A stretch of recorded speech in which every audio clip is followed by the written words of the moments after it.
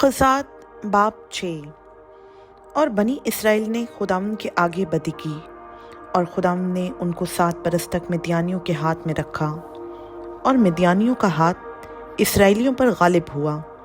और मिद्यानियों के सबब से बनी इसराइल ने अपने लिए पहाड़ों में खो और गार और किले बना लिए। और ऐसा होता था कि जब बनी इसराइल कुछ बोते थे तो मिद्यानी और अमालेकी और अहले मशरिक उन पर चढ़ आते थे और उनके मुकाबिल डेरे लगाकर गज़ा तक खेतों की पैदावार को बर्बाद कर डालते। और बनी इसराइल के लिए ना तो कुछ माश, ना भेड़ बकरी, ना गाय बैल, ना गधा छोड़ते थे, क्योंकि वो अपने चौपायों और डेरों को साथ लेकर आते और टिड्डियों के दल की मानंद आते, और वो और उनके ऊंट बेशुमार होते थे। ये लोग मुल्क को तबाह करने के लिए आ जाते थे। सो इसराइली मिद्यानियों के सबब से निहायत खस्ता हाल हो गए, और बनी इसराइल खुदावंद से फरियाद करने लगे। और जब बनी इसराइल मिद्यानियों के सबब से खुदावंद से फरियाद करने लगे, तो खुदावंद ने बनी इसराइल के पास एक नबी को भेजा। उसने उनसे कहा कि खुदावंद इसराइल का खुदा यूँ फरमाता है कि मैं तुमको मिस्र से लाया, और मैंने तुमको गुलामी के घर से बाहर निकाला। मैंने मिस्रियों के हाथ से और उन सबों के हाथ से जो तुमको सताते थे तुमको छुड़ाया, और तुम्हारे सामने से उनको दफ़ा किया, और उनका मुल्क तुमको दिया। और मैंने तुमसे कहा था कि खुदावंद तुम्हारा खुदा मैं हूँ, सो तुम उन अमोरियों के देवताओं से जिनके मुल्क में बसते हो मत डरना। पर तुमने मेरी बात ना मानी। फिर खुदावंद का फरिश्ता आकर उफ्रा में बलूत के एक दरख्त के नीचे जो युवास अबेसरी का था बैठा, और उसका बेटा जिदाउन मै के एक कोल्हू में गेहूं झाड़ रहा था, ताकि उसको मिद्यानियों से छुपा रखे। और खुदावंद का फरिश्ता उसे दिखाई देकर उससे कहने लगा कि ऐ ज़बरदस्त सूरमा, खुदावंद तेरे साथ है। जिदाउन ने उससे कहा, ऐ मेरे मालिक, अगर खुदावंद ही हमारे साथ है तो हम पर ये सब हादसे क्यों गुजरे, और उसके वो सब अजीब काम कहाँ गए जिनका जिक्र हमारे बाप दादा हमसे यूं करते थे कि क्या खुदावंद ही हमको मिस्र से नहीं निकाल लाया। पर अब तो खुदावंद ने हमको छोड़ दिया और हमको मिद्यानियों के हाथ में कर दिया। तब खुदावंद ने उस पर निगाह की और कहा कि तू अपने इसी जोर में जा और बनी इसराइल को मिद्यानियों के हाथ से छुड़ा। क्या मैंने तुझे नहीं भेजा? उसने उससे कहा, ऐ मालिक, मैं किस तरह बनी इसराइल को बचाऊं?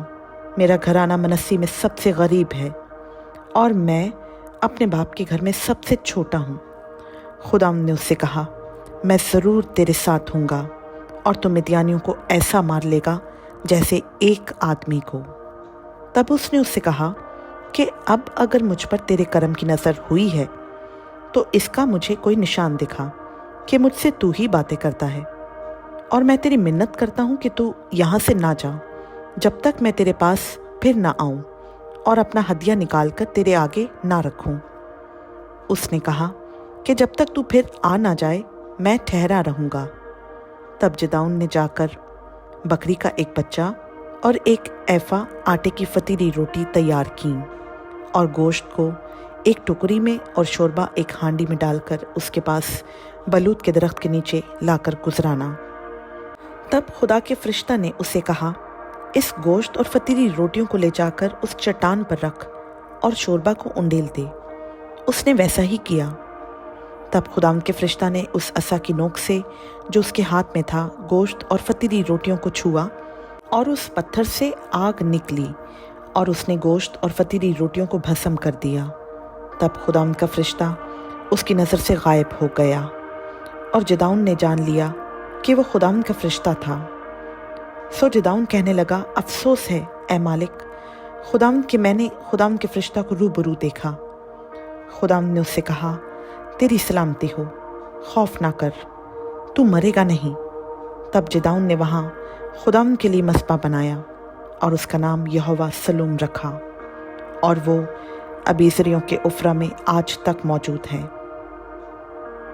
और उसी रात खुदावंद ने उसे कहा कि अपने बाप का जवान बैल, यानी वो दूसरा बैल जो 7 बरस का है, ले और बाल के मस्बा को जो तेरे बाप का है ढा दे और उसके पास की यसीरत को काट डाल। और खुदावंद अपने खुदा के लिए इस घड़ी की चोटी पर कायदा के मुताबिक एक मस्पा बना और उस दूसरे बैल को लेकर उस यसीरत की लकड़ी से जिसे तू काट डालेगा सौख्तनी कुर्बानी गुजरान। तब जिदाउन ने अपने नौकरों में से 10 आदमियों को साथ लेकर जैसा खुदावंद ने उसे फरमाया था किया। और चूंकि वो ये काम अपने बाप के ख़ानदान और उस शहर के बाशिंदों के डर से दिन को ना कर सका, इसलिए उसे रात को किया। जब उस शहर के लोग सुबह सवेरे उठे तो क्या देखते हैं कि बाल का मस्पा ढाया हुआ और उसके पास की यसीरत कटी हुई, और उस मस्पा पर जो बनाया गया था वो दूसरा बैल चढ़ाया हुआ है। और वो आपस में कहने लगे, किसने ये काम किया? और जब उन्होंने तहकीकात और पुरसिश की तो लोगों ने कहा कि युआस के बेटे जिदाउन ने ये काम किया है। तब उस शहर के लोगों ने युआस से कहा कि अपने बेटे को निकाल ला ताकि कत्ल किया जाए, इसलिए कि उसने बाल का मस्पा ढा दिया और उसके पास की यसीरत काट डाली है। युआस ने उन सबों को जो उसके सामने खड़े थे कहा, क्या तुम बाल के वास्ते झगड़ा करोगे? क्या तुम उसे बचा लोगे? जो कोई उसकी तरफ से झगड़ा करे वो इसी सुबह मारा जाए।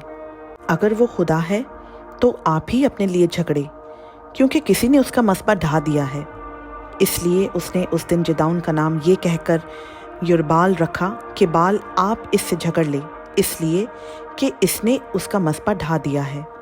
तब सब मिद्यानी और अमालीकी और अहले मशरिक इकट्ठे हुए और पार होकर यज़रेल की वादी में उन्होंने डेरा किया। तब खुदावंद की रूह जिदाउन पर नाजिल हुई, सो उसने नरसिंगा फूंका और अबीसर के लोग उसकी पैरवी में इकट्ठे हुए। फिर उसने सारे मनस्सी के पास खासिद भेजे, सो वो भी उसकी पैरवी में फराहम हुए।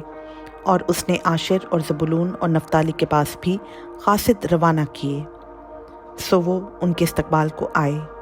तब जिदाउन ने खुदा से कहा कि अगर तू अपने कौल के मुताबिक मेरे हाथ के वसीला से बनी इसराइल को रिहाई देनी चाहता है तो देख, मैं भेड़ की ऊन खलियान में रख दूंगा। सो अगर ओस फख्त ऊन ही पर पड़े और आसपास की ज़मीन सब सूखी रहे तो मैं जान लूँगा कि तू अपने कौल के मुताबिक बनी इसराइल को मेरे हाथों के वसीला से रिहाई बख्शेगा। और ऐसा ही हुआ, क्योंकि वो सुबह को जो सवेरे उठा और उस ऊन को दबाया और ऊन में से ओस निचोड़ी तो प्याला भर पानी निकला। तब जिदाउन ने खुदा से कहा कि तेरा गुस्सा मुझ पर ना भड़के, मैं फ़क्त एक बार और अर्ज़ करता हूँ, मैं तेरी मिन्नत करता हूँ कि फ़क्त एक बार और इस ऊन से आजमाइश कर लूँ। अब सिर्फ ऊन ही ऊन खुश्क रहे और आसपास की सब ज़मीन पर ओस पड़े। सो खुदा ने उस रात ऐसा ही किया, क्योंकि फ़क्त ऊन ही खुश्क रही और सारी ज़मीन पर ओस पड़ी। खुदा उनका पाक कलाम का पढ़ा, सुना, समझा और कबूल किया जाना हम सबों के लिए बाइस से बरकत हो। आमीन।